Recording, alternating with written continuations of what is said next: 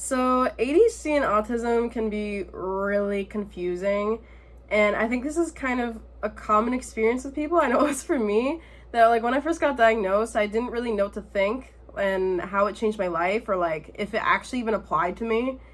And that's actually exactly why I started talking on the YouTubes here and making videos about it. But obviously, all of you also feel a very similar way about it as I do, because a lot of you also have questions in the comments, like when I make these videos. And so that's exactly what this video is. Hello.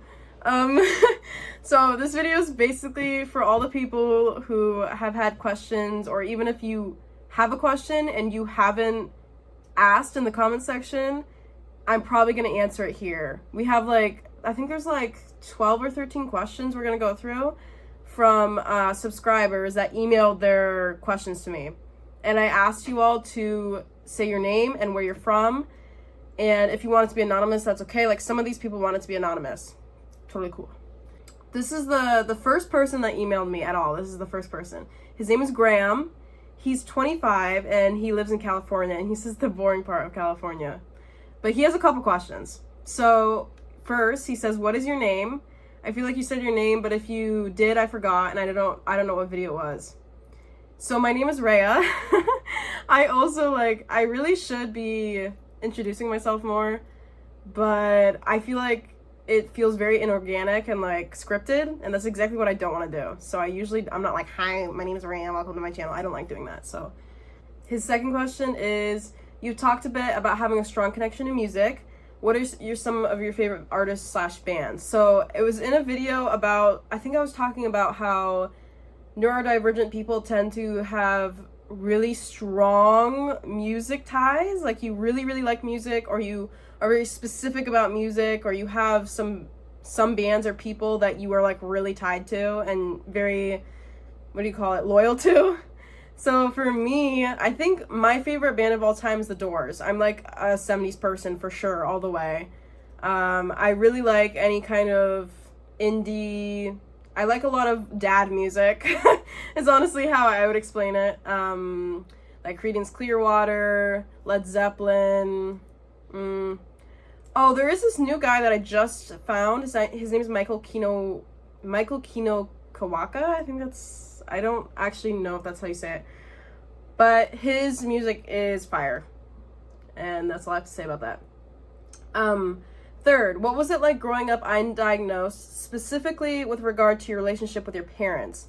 What lasting impact do you think that has had on you now that you live on your own?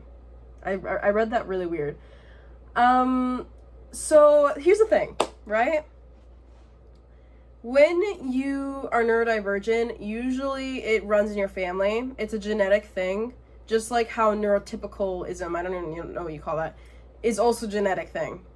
You inherit it from your parents. So when you grow up in a family where they also are probably neurodivergent, it's not really that weird to act the way that you are until you're with another family or friends or whatever that are not neurodivergent. Then you kind of realize, oh, you're kind of weird.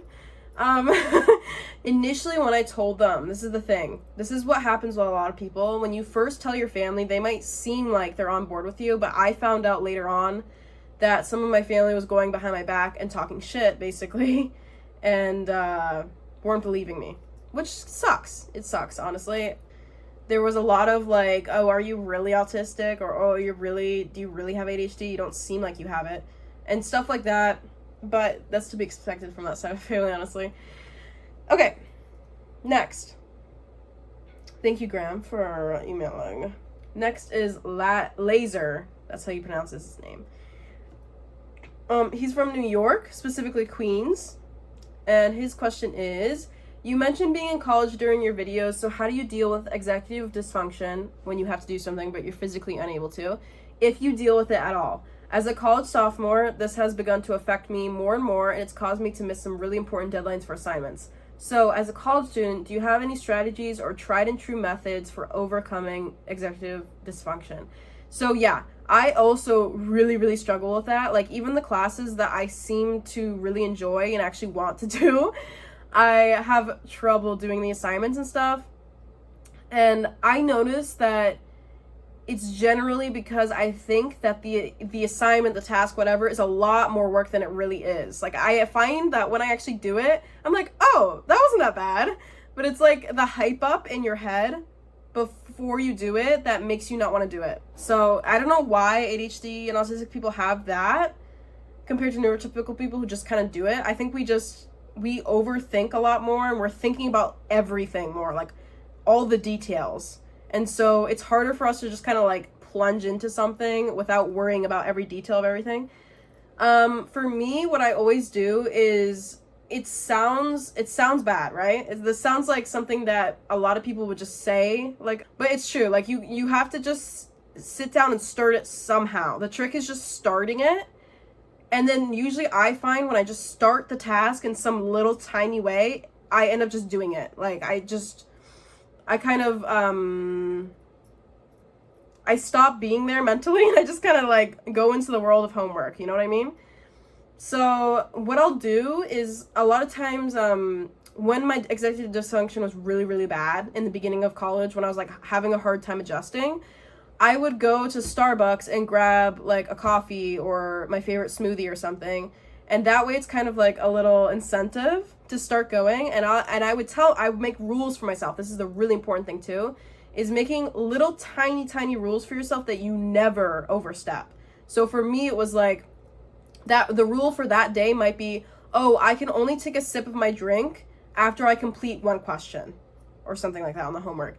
And that way, it's also like a little bit of a timer, because if you get like a frozen or iced drink or something, you don't want it to melt all the way. So you're not gonna diddle daddle on the homework, you know? You wanna like keep drinking the drink too.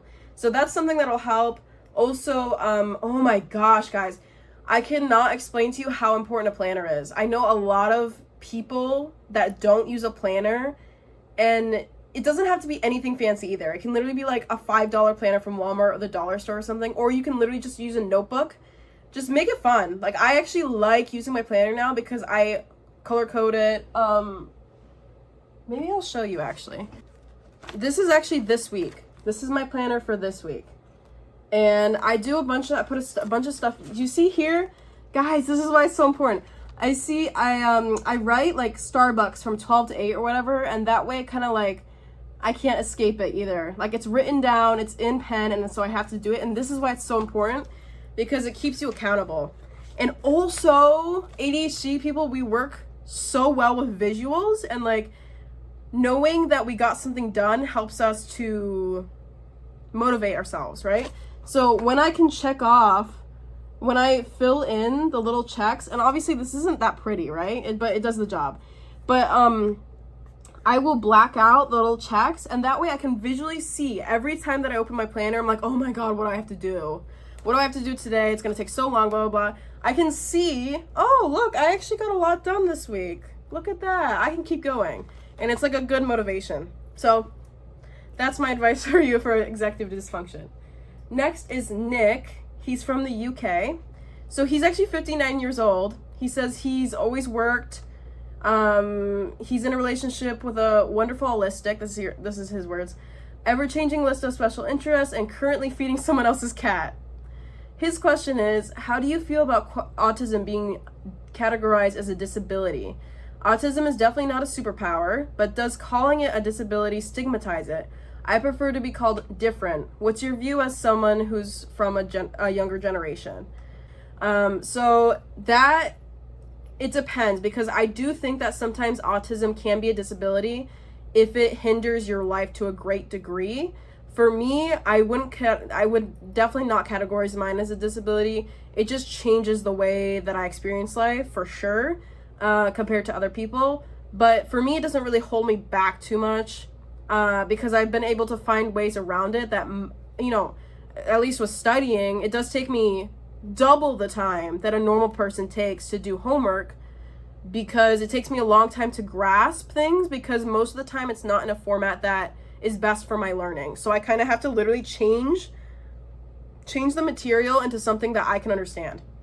So usually that's like, I have to change it into a visual, or I have to sit down and go watch other videos after I just got out of class watching my professor because she didn't use any visuals. Like, that's what I'm struggling with my chemistry class right now. she's somebody, like, some people learn from just auditory. I'm a visual learner, so I need people to talk and show visuals to, like, bring together the pieces. And if they don't do that, I'm lost the entire class. So a lot of times I'll have to go after class and just, like, look up YouTube videos that are very visual, and then I can learn. And from there, I'm actually a really good student. But yeah, so disability wise, it's really up to the person. I know that's a very vague statement, but for me, I think it depends on your functionality as someone who's autistic. I don't think that everybody could fairly be called disabled if you have autism, because it's just not true. Okay, so the next one is Ethan Anella. He's 29 and he's from Sacramento. So he says, I could count on one hand the number of people who figured out that I'm on the spectrum without me telling them. I pretty much never mask. I never make eye contact with people in conversation, yet most of the time I seem to blend in with groups of mostly neurotypicals. And his question is, do you think that maybe it's not really necessary for high-functioning autistics to mask and to blend in most of the time, and that they could save themselves the burnout from masking if they quit doing it? So, that's a good question, because I also experience this. The thing is, I don't know, it's hard to say, because I feel like I do mask subconsciously in front of, actually, that's a lie. I do definitely mask in front of people that I don't know, because I can see a difference in the way I act between people that I'm very close with and don't care how they see me acting versus, like, strangers and maybe coworkers I don't know and stuff. He's asking, is it necessary for us to mask if you're high functioning to blend in with people? And it depends on the crowd, is what I'm going to say. Because some people are very tolerant of weirdness and other people are not. So it really depends. I find that it is not optional for me to not mask in front of, like, say, an interviewer. Like, if I'm going to go try and get a job, usually it's pretty necessary for me to mask, because if I don't mask, I'm not going to get the job. And that's, like, it sucks that that's the reality, but sometimes it is necessary just to survive, to live. But yeah, that's my answer to that one. So next one is Stepan. He's from Russia and he's in 10th grade. So he says, hi, my name is Stepan. I live in Russia. Recently discovered your channel thanks to YouTube algorithm. I am in 10th grade. And then he included this picture that I'm gonna show on the screen of his Tigger from Winnie the Pooh, and he asked me to rate it, and it is 11 out of 10. This is actually really, really good. I used to be into ceramics and art and stuff, like in high school and everything. I still do art, but I used to be into, like, building stuff like this, and very good job, young sir. But his question is, do you like to live on your own, and if so, what's the best part about it? So living on your own when you're autistic or ADHD or whatever is actually really good in my opinion. I'm at the level, I'm very, very, very, very, very high functioning autistic. So I take very good care of myself, if not better care of myself, when I'm alone, actually, because there's not somebody there. I'm trying to explain this phenomenon, but when there's somebody there, when you have ADHD, it's easier to feel like you don't have to take care of yourself because there's somebody there that's, like, also not taking care of themselves. You know what I mean? So yeah, I think I actually do better on my own because I'm also very, very specific about how I like things, because I have contamination OCD, which I just made a video about. It's a weird form of OCD where, like, I have trouble touching germs, and, like, in general, my space needs to be very specific with how I like it and where I want things. So that can be really frustrating for someone that has to be around you. Like, I acknowledge that I'm not easy to live with. When it's just roommates, I'm actually pretty easy to live with. When it's just somebody, like, that I'm not in the same room with, because I acknowledge it's a communal space, and, you know, my shit is my shit, like, that's my problem. But when it's somebody who's, like, in your bed, touching you all the time, like, germs and stuff can become a big problem. So, yeah. The best part about living, oh yeah, I guess I didn't even answer the question. What's the best part about living alone? It's definitely like just being able to control my environment, you know, to like how I like it. And normally I'm not a very controlling person at all, but when it comes to like the OCD, it's a lot of anxiety to be around a space that isn't clean or anything. So next person is Range Glycery. So she says, this one's actually a really tough one. She says, my 10-year-old daughter has just gone through a battery of neurological tests, and I just got the report back Tuesday. I haven't sat down with her yet. Now that the tests have come back confirming giftedness, ADHD and Autism, thrice exceptional is what they call it, I'm wondering what the best way might be to share the 24-page report with her. She's eager to find it out, but also she's only 10 years old and has no idea what any of it is actually about. So her question is, what should I focus on? Does she need to know the clinical terms or labels, or should I focus on the practical side? Oh my gosh, why can't I read today? Or should I focus on the practical side of things for now? Should I wait for her consent to send the report to school? Do you have any advice on how to go about it? So this is really, really, really tough because, right, I'm not even a parent, but it can be really tough deciding like what you need to expose your kid to and what you shouldn't. I think you should present the data, like present the findings, and not put your emotional input into it. Because as kids, like, our parents are our gods, basically. So whatever you say is law to them, and this is exactly how a lot of people grow up without their own opinions.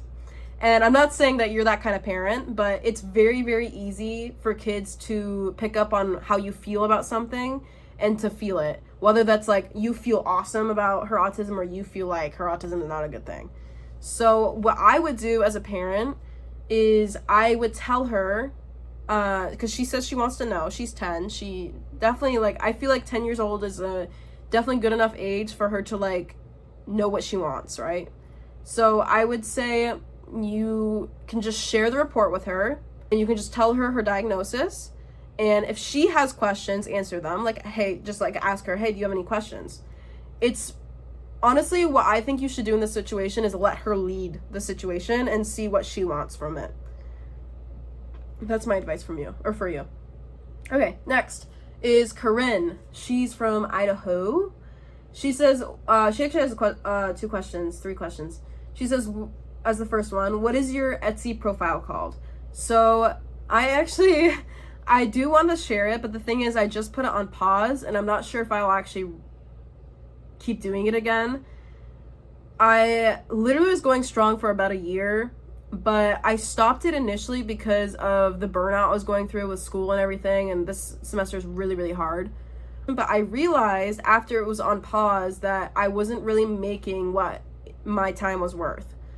So I would, in order to actually make decent money, I would have to sell my products at like double the cost of what I am right now, which is just insane to ask from most people, understandably. So I'd rather just not sell it, you know?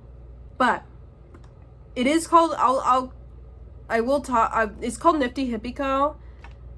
It's hard to, for some reason, Etsy doesn't like when you look it up, my thing doesn't come up, which is weird. But yeah, that's what it's called. So second, what advice do you have for dealing with social anxiety? Because your definition is very similar to mine, especially since we're both ambiverts. So with social anxiety, what I've always said, I will always stand by this, is with social anxiety, like any anxiety, it's not really natural. So most anxiety is caused by a traumatic event or some kind of experience that causes you to be anxious about other experiences. There's this thing called exposure therapy. So what I started doing is every day I would be getting like 1% better at it. So I would do one little thing every day to get better at it. So it might be like just saying hi to somebody, like a stranger on my walk. Or it might be striking up a conversation with somebody at the supermarket. A lot of times now, I'll just like comment on somebody, like random somebody's necklace or shirt or whatever. And it comes naturally to me now because I practice. And once you build the confidence in yourself to approach these situations and like actually get through it alive, you get confident in yourself and that raises your self-esteem and it reduces anxiety. So that's my advice to you, is to expose yourself to it. And it's gonna be really, really, really, really, really scary at first, but it gets better.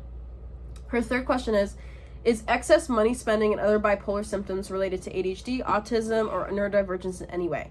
So yes, definitely. Their ADHD people especially have impulse control problems. I also have experienced this. I've gotten way better financially. I actually am pretty good with my finances, but I still have some impulse control problems. Like, it can be good sometimes because, say, if somebody hits me up and they're like, hey, you want to go hang out really quick, I'm very quick to be like, yes, like, because it's an impulse thing. But it can be bad because impulse control can get you in bad situations. Like, if you can choose between watching a Netflix movie or doing your homework, my impulse is going to be to watch the Netflix movie, and then once I sit down and start watching, it's like impossible to pull me out of it. So yeah, but for ADHD at least, impulse control is a really bad problem. It's a really bad thing for finances. Autism, you know, I'm not really sure about autism. I don't think autism would be too related. It could be if you have autism and ADHD, or if you have anxiety because of the autism or in conjunction with the autism. Anxiety can also cause money overspending, and that's basically because it's a way to put a band-aid on the situation. It makes you feel a little better for a couple minutes or maybe a couple days, and then you kind of feel like the deep real feelings of like not feeling good in yourself or like not feeling happy. And the way that you fix this is, like, it all comes back to just reducing your stress, therefore reducing your anxiety and increasing your confidence, and that will pretty much solve a lot of your issues. Yeah, so it's definitely related. So that's also another thing. Neurodivergent people kind of, in that department at least, have a harder time than other people. But there's some things that we actually do way better than other people as well. So the next person is Skunko. He has to be from an anonymous country. So he says, I've recently gone through a lot of grief. 2 of my friends, their brothers, were killed. I've noticed that my grief isn't quite the same as everyone around me, and I'm trying to figure out if it's because I'm autistic. Some examples. People have been trying to find meaning in their deaths. I don't see any meaning to be gleaned and find it odd that people expect there to be meaning in it. I also don't understand the soundbite, I'm sorry for your loss. All of these just feel like words, they do nothing for me. I would prefer to be in silence and get a hug. Or weirdly, I prefer when people face the reality of the situation and state it for what it is. The senseless death of 2 people for no good reason is awful and unfair. This is more comforting, and I can't quite pin down why. So his question is, have you gone through grief? Did you also notice some differences in your grieving process when compared to other people? And how do you feel about these kinds of sound bites that people give each other?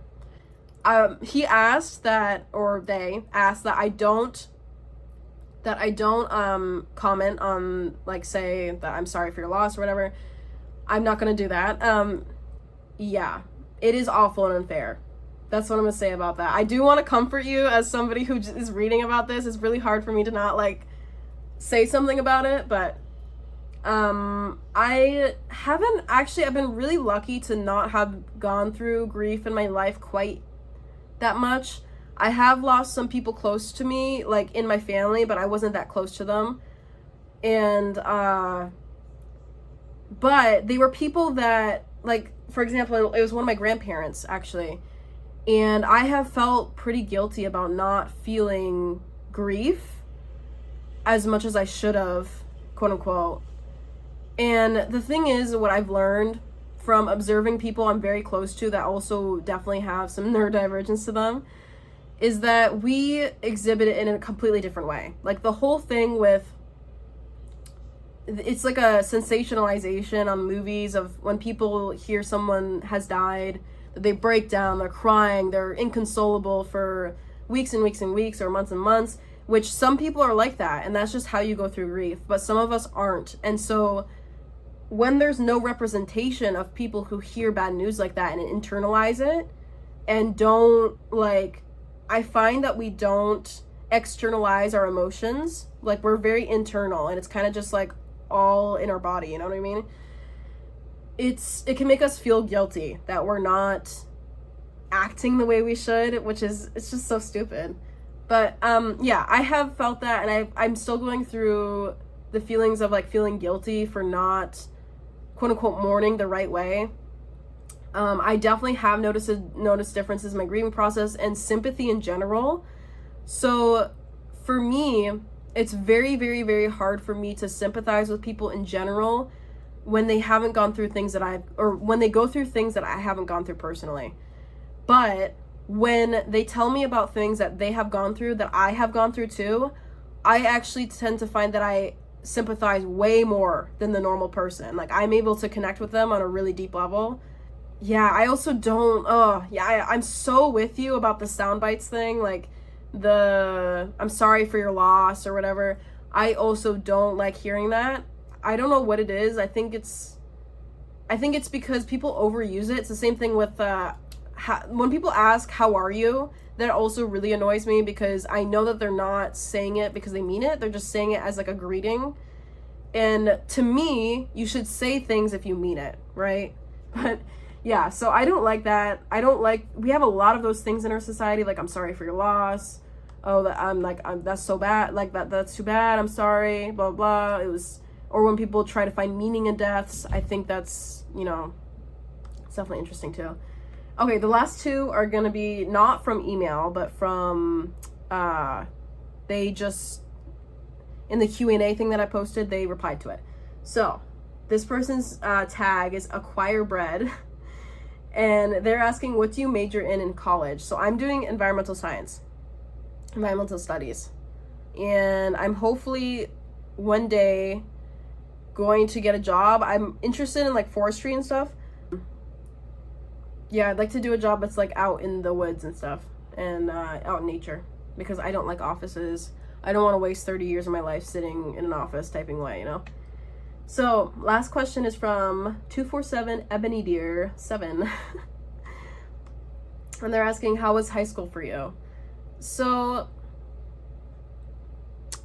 high school for me was pretty good, actually, because I actually had a pretty good experience. I feel like compared to where I am now, I was actually having way more fun. I was way more happy in life than I am now, but I think the period I'm in right now is just not a good period, like, in life, because life goes up and down, and I think like this past year just hasn't been that good for me, but it'll go up again. Yeah, high school was pretty good, actually. I think I had some trouble making new friends, but I already had a very solid set of friends from middle school, and luckily they were able to like connect with me unknowingly with other friends too. So I was able to make friends easily through other friends, but if I hadn't have had that group of friends from middle school to carry me into high school, I think it would have been really bad. But yeah. Also, I had pretty good grades too. I had a pretty easy time in school. Yeah, it was overall just pretty good. I was doing sports. I was having a lot of fun. Yeah. But yeah, I think that's it from you guys. I'm definitely getting tired. I can tell that I'm wiped. Yeah. So that's all the questions from you guys. Thank you to all of you who sent in emails and stuff. If you notice that I didn't read your entire email, it's because some of them are really, really long. Us autistic people love to talk. We do. And so I had to shorten some of them. But yeah, that's it. If you guys have other questions, you can put them in the chat and I'll answer them. I like to respond to as many people as I can. Yep, that's it. Bye, guys.